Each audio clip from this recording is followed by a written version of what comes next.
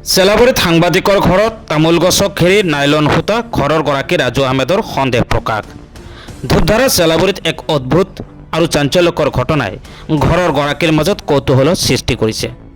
এজন স্থানীয় সাংবাদিক ৰাজু আহমেদৰ ঘৰৰ আগত থকা এখন তামোল গছৰ ওপৰৰ পৰা তললৈকে চোতালৰ চাৰিওফালে নাইলন সূতাই মেৰিয়াই থকা অৱস্থাত দেখা গৈছে। গছখনৰ ওপৰৰ ভাগ প্ৰায় সম্পূৰ্ণকৈ সূতাৰে ঘেৰি থকাৰ দৃশ্যই সকলোকে আচৰিত কৰি তুলিছে।